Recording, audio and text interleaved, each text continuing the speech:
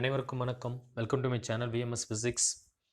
So today இந்த வீடியோவில் நம்ம current electricity multiple choice questions and solutions பார்க்க போகிறோம். இந்த சேனல் பிடிச்சிருந்தது அப்படின்னா மறக்காமல் சப்ஸ்கிரைப் பண்ணுங்கள். கூடவே ஒரு பெல் ஐக்கன் இருக்கும். அந்த பெல் ஐக்கனை கிளிக் பண்ணிக்கிறங்க. என்னோடய ஃபியூச்சர் வீடியோஸ் எல்லாம் உங்களுக்கு நோட்டிஃபிகேஷன்ஸில் வந்துடும். ஸோ வாங்க ப்ராப்ளம் பார்க்கலாம். So question number 1, the following graph shows current versus voltage values of some unknown conductor.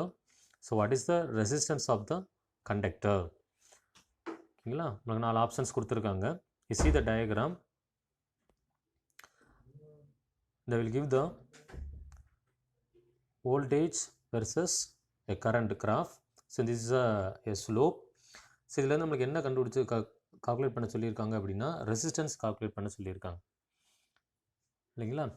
Resistance calculate பண்ணுறதுக்கு நமக்கு ஃபஸ்ட்டு தெரிய வேண்டியது ரெசிஸ்டன்ஸ் அப்படின்றது என்ன. According to the Ohm's law you know that R is equal to V by I இல்லைங்களா.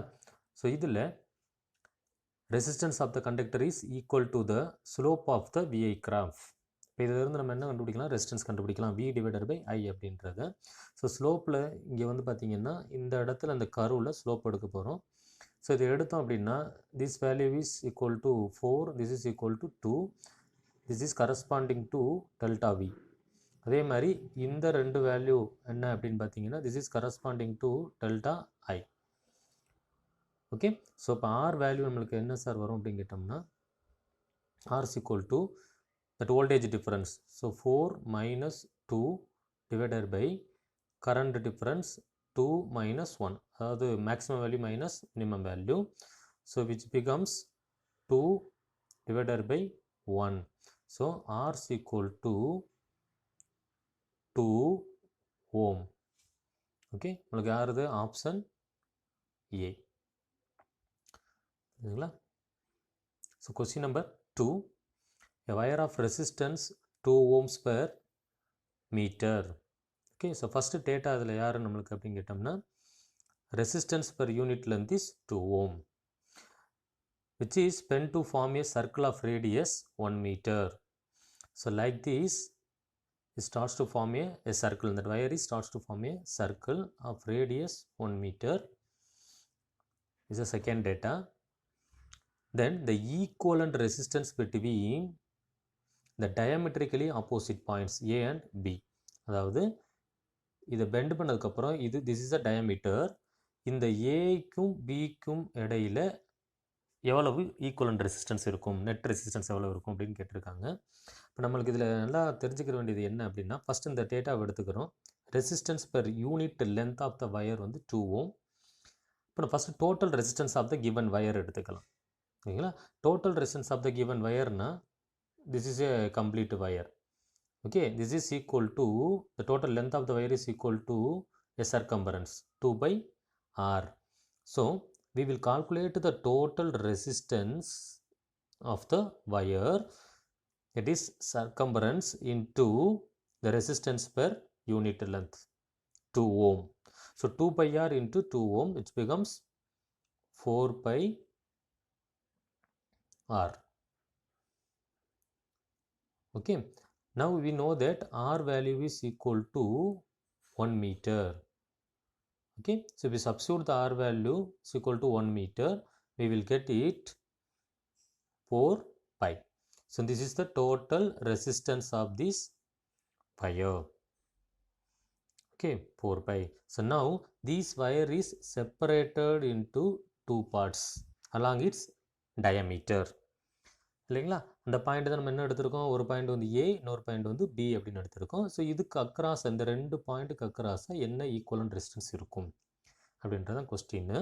அப்போ நம்மளுக்கு இதை எடுத்துக்கிட்டோம் அப்படின்னா இதோட ஈக்குவலன்ட் சர்க்யூட் வந்து பார்த்திங்கன்னா இந்த மாதிரி ட்ரா பண்ணலாம். அதாவது இந்த பார்ட் ஒரு ரெசிஸ்டன்ஸ், இந்த பார்ட் ஒரு ரெசிஸ்டன்ஸ் இல்லைங்களா. அப்போ டோட்டல் ரெசிஸ்டன்ஸ் என்ன ஆகும்னா டிவைடர் பை 2 அப்படின்னு மாறும். ஓகே, அப்போ இதுக்கு நம்ம ரெண்டு மெத்தட் யூஸ் பண்ணலாம். இந்த மாதிரி ஈக்குவலன்ட் சர்க்யூட் எடுத்துக்கிட்டோம்னா இப்போ R1 எவ்வளவு, இது வந்து total resistance of the wire. இப்போ R1 வந்து பார்த்திங்கன்னா ஒரு 2 பை ஆகும்.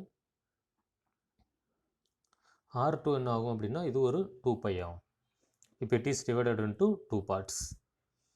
ஓகே, இப்போ இது ரெண்டு என்ன connection, parallel connection.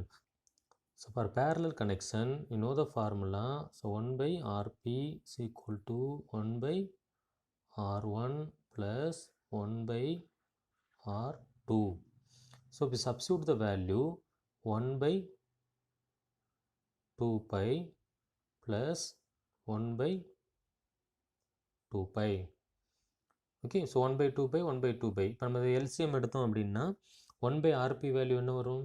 So 1 by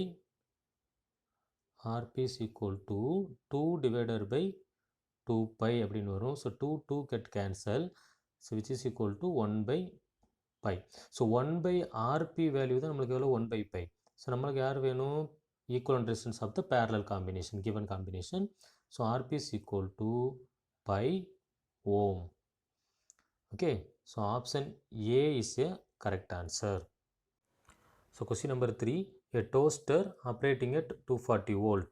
So given data நம்மளுக்கு யாருன்னா V is equal to 240 volt and it has the resistance of 120 ohm. So R is equal to 120 ohm.